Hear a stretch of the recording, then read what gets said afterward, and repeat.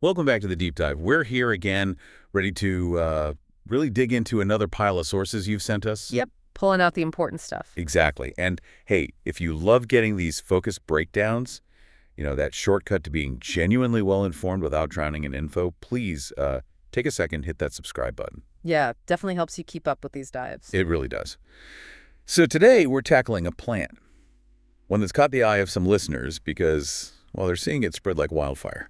Broom, or Gyvel, depending on where you are. That's the one. Our deep dive today is built on notes from you, the listener, including observations from Kesser and Steen. Right, and they had that interesting chat with someone they called the man in the green shirt at a plant nursery. Yes, valuable insights there, plus some info from source simply titled Broom Weed. So, quite a mix. A good mix. Our mission, then, is to unpack what these sources tell us about broom. Not just, what it is, but its nature, its impact on the landscape. And this sort of complex situation around whether it's actually, like, a good plan or a problem plan. Exactly. And it all kicked off, like these things often do, with just seeing something happening in the local area. Right. Kesser and Steen were noticing something right there in their own neighborhood, their hood, as they put it. And what was it they saw? They described seeing broom growing, crazy was their word for it, spreading out, taking up space, seemingly completely unchecked. Okay, so just everywhere. Pretty much. And what struck them reading the notes was not just how much there was, but they were also a bit surprised to learn there are different kinds of broom. Ah, right. They couldn't really tell them apart. Not easily, no. They just mentioned seeing, the classic all yellow flowers on some, but then others had like touches of red mixed in. But it wasn't really about becoming botanists for them. No, not at all. It was more about seeing this plant dominate the area and then realizing, oh, there's actually more complexity here than just yellow bush. That really is a perfect starting point, isn't it? Yeah. You see something taking over locally, and it just makes you ask questions. Absolutely. You start wondering, what is this plant? Why is it so successful here? And their observation really flags that bigger theme in the sources. Which is? Well, what happens when we humans introduce plants, maybe without fully understanding them, into landscapes, especially sensitive ones? Right. It's less about identifying the specific broom species and more about understanding that dynamic. Okay, so let's get into it. What is broom, fundamentally, based on the sources? What makes it tick? Well, the sources describe it as a hardy bush. It's in the pea family. You can usually tell by the flowers. Okay, hardy pea family bush. And one source, I think referencing a nursery website, notes they generally do really well in dry, sandy soil as long as it drains well. They kind of like it lean. Built tough, likes poor conditions. Yeah. Got it. What does it look like? How would you spot it? It's got some pretty clear features. It can get surprisingly tall, maybe up to 3 meters.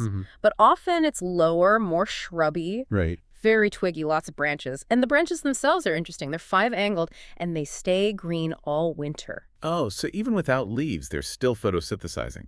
Seems like it. The leaves are small. On the new spring shoots, they're often in threes, like a tiny clover. But later, on summer shoots, they might just be single leaves. And the flowers? The flowers are the giveaway.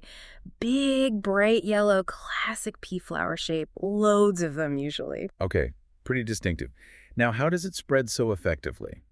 The sources mention something pretty dramatic about the seeds. Oh, yeah, this part's fascinating. It makes these flat pods, right, with hairy edges. And when they ripen and dry out, especially maybe on a warm day, they get really tense. And then, bang, they literally spring open. Like audibly.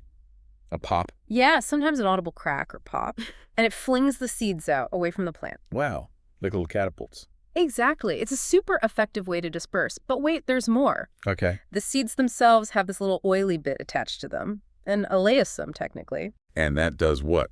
It attracts ants. The ants think it's food, so they grab the seed, carry it off, maybe back towards their nest. Spreading the seeds even further. Precisely. Explosive launch and ant delivery service. It's a very successful strategy. No wonder Kesser and Steen saw it spreading crazy. So it's pretty common in Denmark, then? Yes, the sources say it's very characteristic there. If you know the local plants, it's hard to mistake. It's one of the few woody plants in the pea family you find wild in Denmark. But there's a catch? Well, a challenge noted in the sources is telling the difference between the native Danish forms, which tend to be lower growing, and some of the foreign types that have been introduced. How are they different? The foreign ones are often taller, and they might spread more readily through root suckers, not just seeds. But telling them apart just by looking can apparently be quite tricky. So pinning down its exact origin in a wild patch could be tough. Okay, let's bring in the man in the green shirt. His perspective from the nursery seems really key here. Absolutely. Kesser and Steen's notes highlighted his main point. Broom, especially common broom, Cytisus scoparius, is what he called a double situation. A double situation. Okay, like pros and cons. Exactly like that. Two sides of the same coin. So on one side, you got this incredible success story. It's just really, really good at surviving. How so? Well, like we said, it germinates easily from those fling seeds. It grows super fast. And here's the kicker. Like other legumes, it fixes nitrogen. Ah, right. Pulls nitrogen gas out of the air and puts it into the soil, basically making its own fertilizer. That's a perfect way to think about it, yeah. And that ability, that nitrogen fixation, it has major consequences over time. Like what? Where you get dense stands of broom growing for a while, they actually change the soil. They make it much richer in nitrogen than it was naturally. Okay, so it's tough, fast, and it improves its own soil conditions. Sounds like a winning formula for the plant. So where's the downside? Where's the problem part of the double situation? The problem emerges in specific environments. Think about naturally nutrient-poor areas, heaths, maybe dry grasslands, open sandy dunes, places where the native plants or specialists Adapted to low nutrient levels. Exactly. They need those lean conditions. And then along comes broom, fixing nitrogen, making the soil richer. They're changing the game entirely. Completely. Broom gets this huge competitive edge because it's enriching the soil and growing fast, so it just takes over. It pushes out those native specialist plants. Outcompetes them on its own terms. Right. And this is especially true if there's no management, no mowing, no grazing animals, keeping things in check. It just runs rampant. So it's not just adding another plant. It's fundamentally changing the habitat, making it unsuitable for what was there before. Yeah. That really sounds like what Kesser and Steen were describing, the landscape shifting, becoming dominated. It seems to fit perfectly. In those vulnerable spots, broom's success directly leads to a loss of biodiversity. You end up with these big, uniform patches of just broom. A monoculture, basically. Yeah, replacing what might have been a really diverse mix of plants and all the insects and things that depend on them. But hang on, the sources did mention some value, right? It's not totally useless ecologically. That's true, and it's important. The sources do point out, yes, some insects, certain bees and butterflies, they do use the flowers for nectar. Okay. And birds can definitely use the dense bushes for cover, for shelter. The man in the green shirt apparently put it nicely. So it's not a plant without value. There's always a but. The problem arises when it becomes dominant and uniform across the landscape. That's the crux of it. So context is everything. A little bit might be okay, but total domination is bad for biodiversity. Exactly. In nature management, you're usually aiming for balance, for diversity.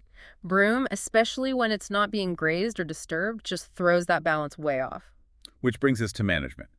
If it's taking over, what can be done? The sources mentioned grazing. Yeah, grazing is one tool. Animals like horses, or especially goats. Goats are apparently quite good at browsing tough shrubs like broom. So send in the goats. Well, yes, but with caveats. The sources stress it only works if the grazing is consistent. Like, the animals need to be there regularly, maybe year-round or very frequently during the growing season. Right, not just a quick visit. No. The effectiveness really depends on the grazing pressure, how many animals, for how long.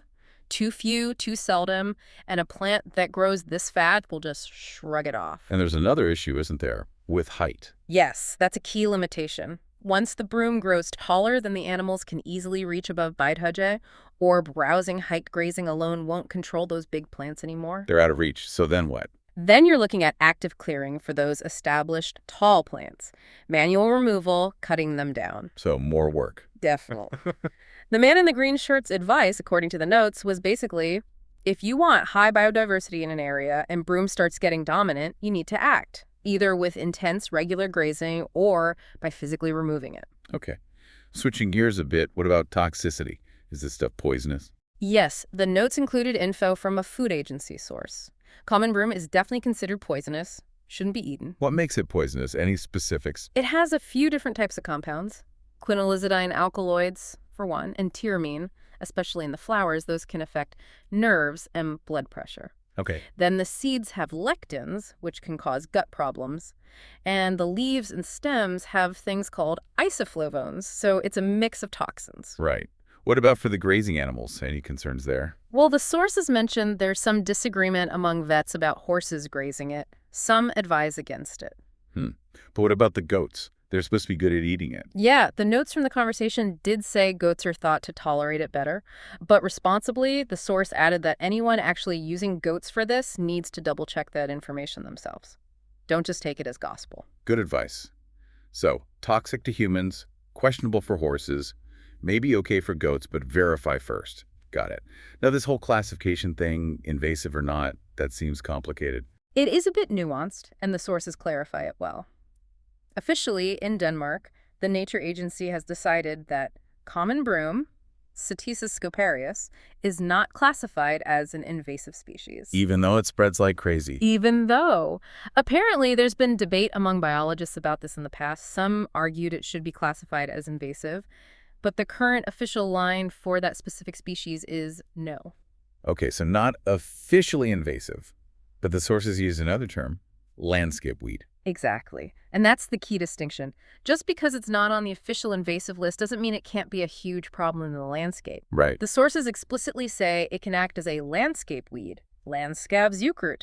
Even if nurseries don't sell it labeled that way, it describes a plant that spreads aggressively in natural or semi-natural areas, causes ecological problems, messes up the balance, even if it doesn't meet those strict criteria for the invasive label. It's about the impact on the ground, not just the official tag. Precisely. It's about what it does in the landscape. Do the sources give any other examples to illustrate that landscape weed idea? Yeah, they briefly mention Italian broom, another broom type also found as a landscape weed in Denmark. And it behaves similarly. Sounds like it. Forms dense thicks, outcompetes the native plants that need light, changes the soil, and apparently it's really hard to get rid of. Grazing sheep help a bit, but it takes a long, sustained effort. So that really drives home the point. Landscape weed describes a real ecological problem, regardless of official invasive status. It's about that unchecked dominance Kesser and Steen saw. Exactly. It captures the practical problem they observed. And speaking of practicalities, there was that timing tip from the man in the green shirt. Yes, about when to cut it. He stressed, now is the time to cut broom if you want to avoid the plants dropping thousands of seeds. Which makes total sense, thinking about those exploding pods. Absolutely critical. You want to cut it before those pods ripen and burst, because once those thousands of seeds are scattered and in the soil... You've got a much bigger, longer-term problem. You're fighting the seed bank then. Exactly. Interrupting the cycle before the seeds drop is way more effective. That's really useful practical advice for anyone seeing this happen.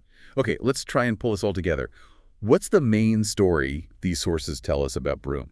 Well, they show us it's this incredibly tough, very successful plant. You know, hardy, grows fast, spreads like crazy with those pods and the ants helping out. And it have that unique ability for a woody plant there to fix nitrogen, making its own fertilizer. Right.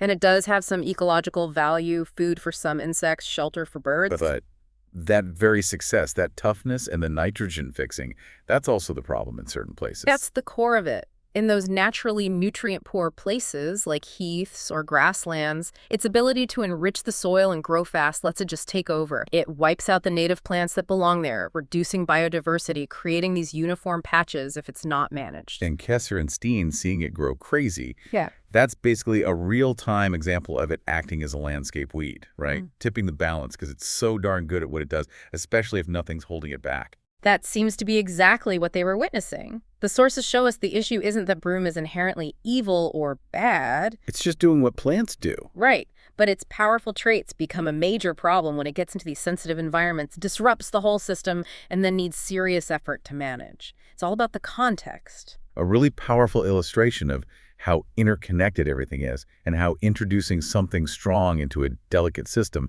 can have massive ripple effects. Definitely highlights that. The consequences, intended or not, of species moving around. So, as we wrap up this deep dive on broom, maybe here's a final thought for you to consider. Something to mull over. Go on. Given broom's incredible resilience, its power to fundamentally change the soil itself, does its story tell us less about the plant and more about us? Is the real landscape weed, perhaps not just the broom itself, but maybe our lack of understanding or our inaction when powerful species meet vulnerable places? What does it reveal about how human activity or inactivity can reshape nature, sometimes without us even realizing the full extent? That's definitely something to think about. The plant is just being a plant, after all. Exactly. Well, thanks for joining us on the deep dive. We hope this look at broom, thanks to the sources you shared, gives you a richer picture of this complex plant and its place in the landscape. Welcome back to the deep dive. We're here again, ready to really dig into another pile of sources you've sent us. Yep. Hey, if you love getting these focused breakdowns, that shortcut to being genuinely well-informed without drowning in info, please take a second, hit that subscribe button. Yeah, definitely helps you keep up with these dives. It really does.